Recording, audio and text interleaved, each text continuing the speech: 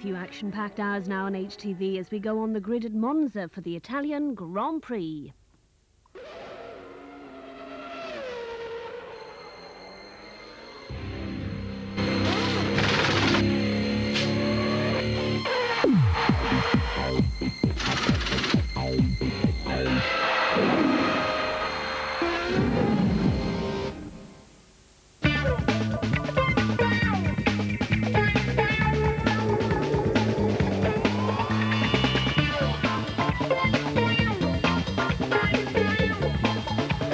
Wipeout for Michael Schumacher in Belgium. He's stormed back at Monza, inspired at Ferrari's legendary home. For the first time this season, the double world champion starts a Grand Prix in pole position. Will he be on a high after the Italian Grand Prix?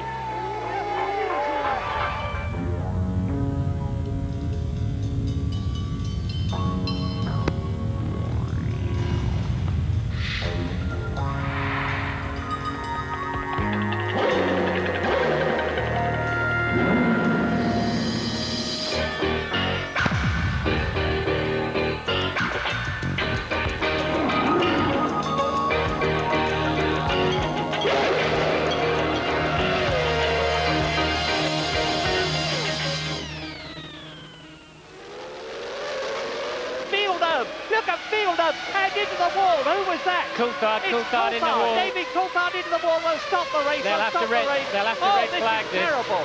Look, this is quite appalling. This is the worst start for a Grand Prix that I have ever seen in the whole of my life. Spa 2 weeks ago, Damon Hill managing to stay out of trouble to give Jordan an emotional maiden Grand Prix victory.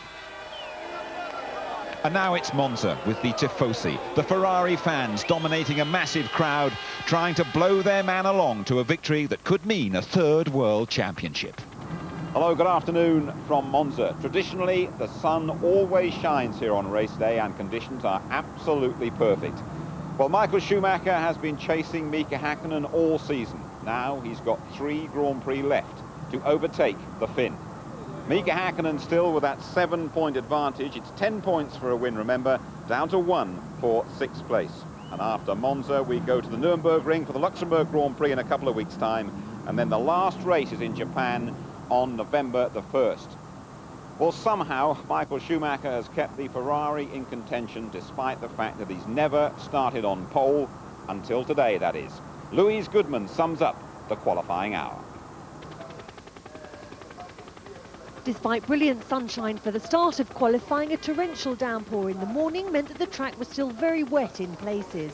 We were in for a long wait. The drivers were in no hurry and the fans waited for more than half an hour for the first car to emerge from the pit lane. A closer inspection of the track showed why. Damon Hill was the first of the major players to test the waters almost 34 minutes into the session. With just 1 exploratory lap completed, Damon was back into the garage. But there was soon heavy traffic on the track, and from then on it was action all the way.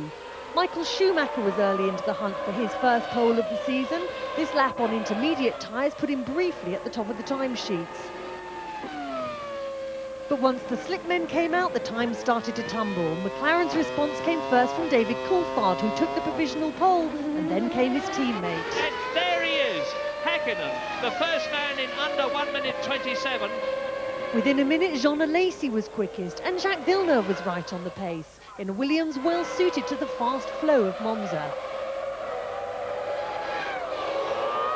While Alesi was running well, teammate Johnny Herbert was running out of track. Mixed fortunes for Sauber. With just 4 minutes remaining, Alesi was still clinging on at the top, but as the seconds ticked away, Mika Hakkinen upped the ante. As the track continued to dry out, the initiative was back with Michael Schumacher. Willed on by the adoring Tifosi, could he respond and clinch his first pole of the season? And Michael Schumacher moves into pole position. 1 minute 25.2, 7/10 of a second faster than Coulthard. That was a magical lap. World Championship leader Mika Häkkinen made one last-ditch attempt to wrestle back the pole. He gave it everything, but to no avail. There'll be no McLaren on the front row in Monza. Instead, it's Jacques Villeneuve who'll line up alongside Michael Schumacher, Williams' best qualifying result of the season. A magical day for Michael Schumacher, Ferrari and the Tifosi.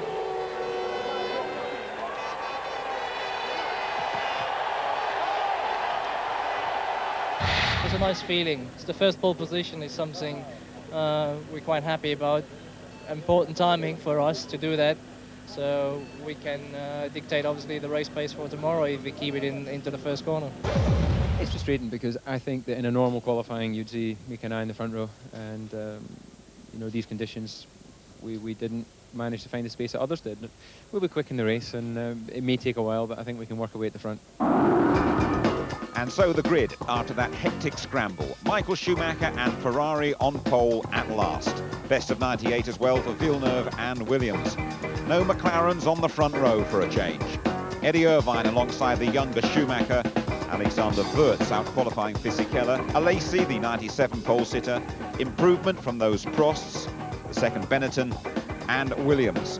Barrichello Stewart ahead of former Monza winners Damon Hill and Johnny Herbert. Salo and Verstappen. Then it's the Tyrrells with Diniz in front of the Minardis at the back. Nakano and Tuero. And welcome to our little layup in the Monza woods. Lovely day, 19 degrees outside, track temperature 28. Two big questions to be answered. Can Ferrari do it? And how has Michael Schumacher managed to get ahead of those McLarens? The answers? Tony Jarvis.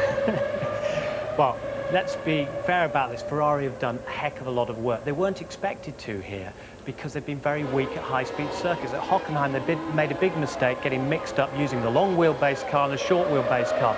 But you can see the key to a fast lap here is riding the curbs. They've done a lot of work on the suspension, the shock absorbers, revised engine, revised aerodynamics, and they've surprised McLaren. McLaren on row 2.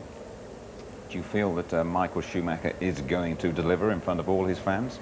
Well, the weather undoubtedly helped them in qualifying. McLaren weren't at their best. McLaren will be on their high-speed spec this afternoon in the dry, and they'll be awesome. But it's very difficult to pass here at Monza, and if Schumacher makes a good start and gets ahead, I think he'll have a very good chance indeed. Very disappointing session from Damon Hill in qualifying, but for Villeneuve and Williams, the world champion back on the front row, that's great for them.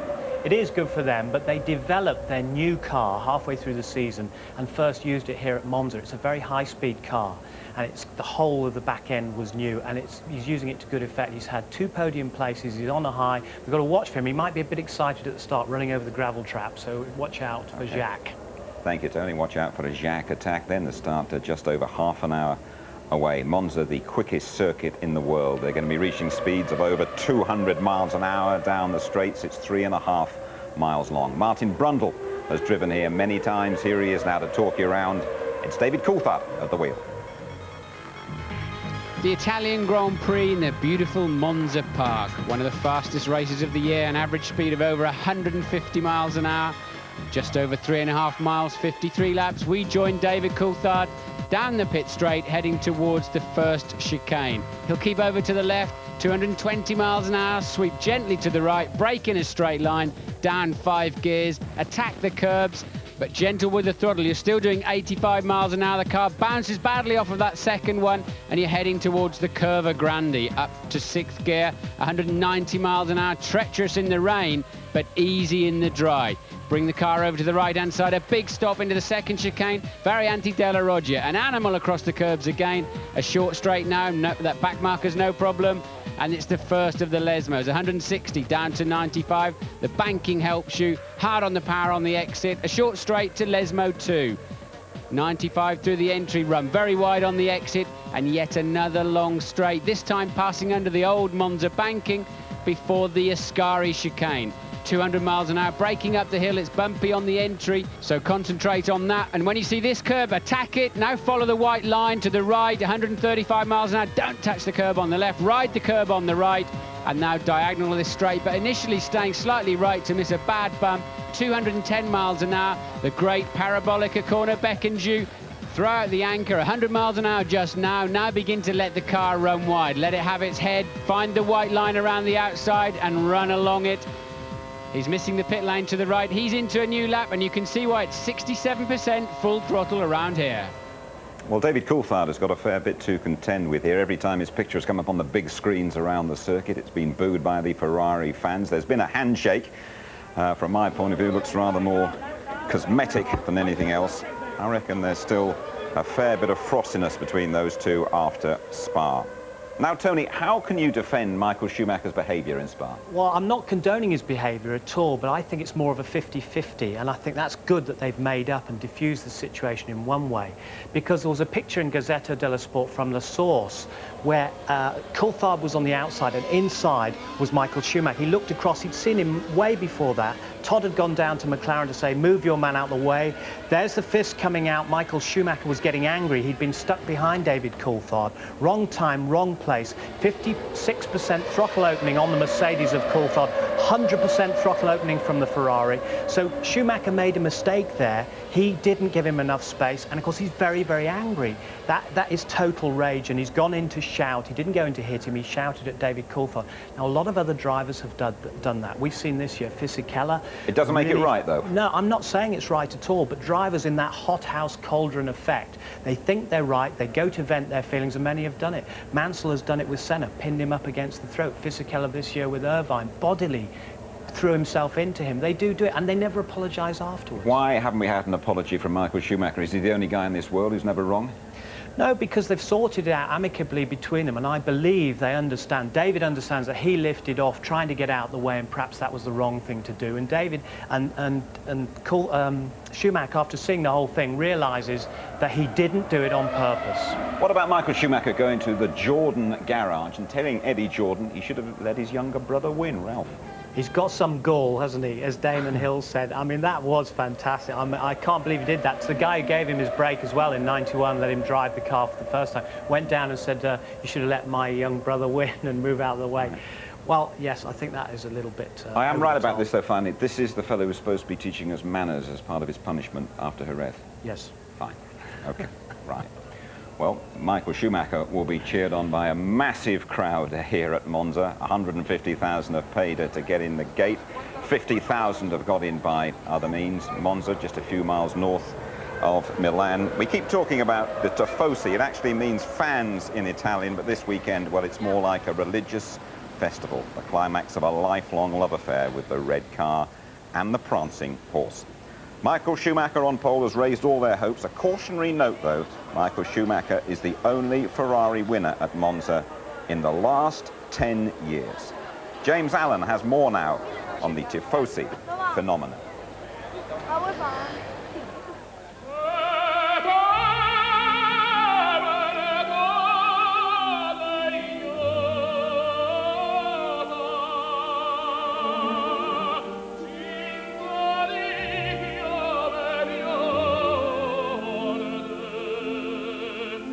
Young or old, the Tifosi's love for Ferrari spans the generations. It is part of Italian culture. Like a soccer fan's love for his team, they share the emotions, the joy of victory and the agony of defeat. There is only one team in Italy, and it's been around a long time. It's a tradition. I must remind you that in the Italian Grand Prix of 1935 in Monza, we had 250,000 spectators, and that means that motor racing is in the blood of the Italians, and even today is the second sport after football. The Tifosi are very knowledgeable about Formula One, but their passion for Ferrari is not based on reason. You cannot judge the Tifosi with the brain. You must judge them with the heart. If next season Schumacher, for example, is driving a Jordan, they will hate him. And, you know, it's part of the passion. The passion in Italy is just for the car and not for the driver. But there have been some great heroes. Recently, Jean Alesi wowed the Tifosi with his passionate style. I had a very good feeling with them. I was always doing something more, like sliding with the car or saying hello in my installation lap, or when I was finishing my session, I was always doing something for them. Events at Spa rouse the passions, but then with the Tifosi, it's always from the heart. The Tifosis are emotional, and on some degree that's what we love about the Tifosis. That's what is loved by Ferrari. But what is great is that all the supporters we find in motorsport, and especially in Italy, there is no anger further than just emotions. I mean, they will not take up their hand and try to hurt someone. Ferrari hasn't won the championship now for 19 years, but as it celebrates its 600th Grand Prix, the title is still within reach. Rain or shine, the Tifosi will be there, willing the red cars on to glory. They had a big party last night, Ferrari, to celebrate that magnificent achievement. Tough to spot the McLaren fans here today. They must hope that Coulthard repeats last year's triumph, or better still, that Hakkinen wins here for the first time. When you rejoin us, Martin Brundle will be strolling down the grid.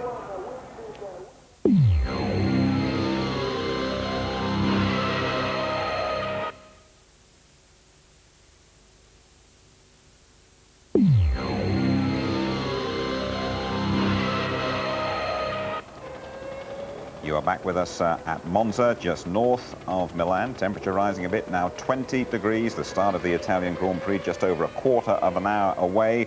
All eyes on Michael Schumacher and Martin Brundle down there on the grid. You've got some breaking news about Michael. Yeah, hello everybody. Yeah, Michael Schumacher's car parked here to my right. You can see it, I think, now. That's his spare car. He's elected to use the second of his two cars. Haven't been able to find out why yet. Clearly something he was unhappy with on the first one, or he's got a different setup because the weather conditions are changing or whatever. But it's quite interesting to see the Ferrari here to my right and Jacques Villeneuve here just beside him, coming up his right-hand side. Now, remember, the last time that happened in any significant way was for the World Championship last year, when Schumi, inadvertently or whatever, decided to turn in as Villeneuve came through to try to take the win, and eventually he took the World Championship. So not only has Michael Schumacher got to worry about the two Silver Arrows, the two McLarens just behind him for this year's World Championship, but this guy has got a little bit of a score to settle. He's got no championship pretensions at all this year. Jacques Villeneuve just wants to win this race, and he'll be charging down to that first corner as hard as he possibly can, because he's got absolutely nothing to lose. So Michael won't know whether to look right at him or behind him for the two McLarens that we know start very, very well. But not too many people I know can outbrake Michael Schumacher down into the first corner. Let's wander along and have a look. Schumi's not even around his car at the moment. Don't know where he's gone, maybe for a comfort stop back in the pits somewhere. Villeneuve, we know, always likes to sit in his car. Whenever he gets the opportunity, just sits there. He's got a plastic pipe from the drinks bottle so that he can get some water through effectively the straw into his full face helmet. Mick Jagger's on the grid here somewhere. He's agreed to have a word with us if we've ever got a tiny chance of finding him in this melee. It's an absolute chaotic situation down here. Now, Mika Hakkinen says, no, I don't want to do grid interviews. He wants to just stay totally focused. I don't think he likes the live situation where you ask him uncomfortable questions or whatever. So Mika is very much like, no, I do my own thing on the grid. I can respect that, I can understand that. Let's head back to DC, see if he's managed to, David Coulthard, see if he's got in his car yet. Tactics are going to be everything today, because the McLarens were fastest in the warm-up. I think the Bridgestones are going to be better in the early part of the race, and they could well be faster than the two in front, but how are they going to find a way past? Let me have a quick word with David and see if he's got any ideas to how he may do that. David, sorry to interrupt. Can you have a 30-second? Well, no, I'm not that sorry. I think your car's going to be faster at the beginning of the race, yeah. You could well be putting the two guys in front under pressure, but they could well be having their own little battle. Yeah, I think so, but I think that we've seen here from the testing last week that we have the quickest car, really, running all things being equal. And then I think probably the Ferrari, then the Williams. So I don't really think Jack will be able to put Michael under that much pressure if they're running the same fuel swap strategy. Now, Jacques will be, it looks like he could be a lot, he could be slightly slower than Michael if you're stuck behind him. I mean, how urgently have you got to treat that early part of the race? Oh, absolutely. You know, to win a race, you can't afford to sit and wait. You have to push every single lap. You know, I need to get by Jacques as quickly as possible. And we're talking about Schumacher having to look beside him and behind him, but you've got Irvine just behind you, Schumacher's teammate. Yeah, but, you know, for all Eddie being very brave, he's not silly, you know, he's not one to put himself out of the race, so he'll have a go, but I think he'll be fair. OK, thanks, David. Thanks for your time. Back to you in the studio, Jim. And, thanks to our own Jumping Jack Flash down there. Well, there is Mick, and you never know, Martin might just be able to throw a lasso around him and possibly have a word with him in a few minutes' time for us. It would be nice to hear from Mick Jagger, and of course we will, as he wanders down there with Bernie Ecclestone. And just to have a look at that, the home of Ferrari. Fantastic support here for the prancing horse. Well, we've just spoken to David Coulthard, winner last year, and what a terrific record for Britain at Monza in the 90s. Nigel Mansell won in the 90s. 2 wins from Damon Hill in 1993 and 94. Johnny Herbert in the Benetton, and then David Coulthard last year. Back to the Jagger man and our jumping jack flash, Martin Brundle. Mick, Martin Brundle, ITV. Good to see you back in Formula One again. I know you're a big cricket fan, but you obviously like Formula One a bit too, huh? Oh yeah, I've been, ever since I was a child, I've been, well, motor racing, some kind or another. We haven't seen you for a long time. I mean, why did you choose this one? Well, I was free, had a day off, which is a rare Sunday off, because usually I work on Sundays. You're on a big tour at the moment, yeah? Yeah, just finishing up, yeah. Okay, well, look, looks like you're under a bit of pressure here to move down the grid, but thanks for talking. Start in a minute, have a good one. Okay, thanks, and back to you again, Jim. Well done, Martin. Well done. Have a good one, Martin. He'll be up there in the commentary box in a few minutes' time. I should let you know at the end of the Grand Prix, we've got a competition to give away, not Mick Jagger's hat, but that autographed hat of Michael Schumacher. Let's have a chat to Damon Hill, starting 14th on the grid with a lot of work to do at Monza. Damon, there's an unusually large number of cars actually going back into the garage after their formation lap. Why is that? Well, I think it's all because of the rain, really, over the weekend. We've everyone's lost a lot of track time, and nobody's really sure about their setup. Nobody's really sure about tyres, because this is the hottest it's been all the weekend. And despite everyone's testing that they've done here, miles and miles of testing, we get to the point here just before the race starts, and nobody's really sure quite how the tyres are going to stand up. Disappointing qualifying session for you yesterday. I guess the podium's out of the question from this position on the grid, but points, is that realistic? Well, nothing's out of the question, and really I've got to really pull out all the stops to improve on where I am, because although it's a high-speed circuit and you think with all the straights it's quite easy to pass, it actually is very difficult to pass. So it's going to be very difficult to improve vastly from where I am. I mean, I'm not finishing 14th. That's it's not worth it. Well, you've got a lovely day for it. Enjoy the race. Thanks. Best of luck to Damon Hill, just to endorse how quick this circuit is, Monza. There we are, Tony.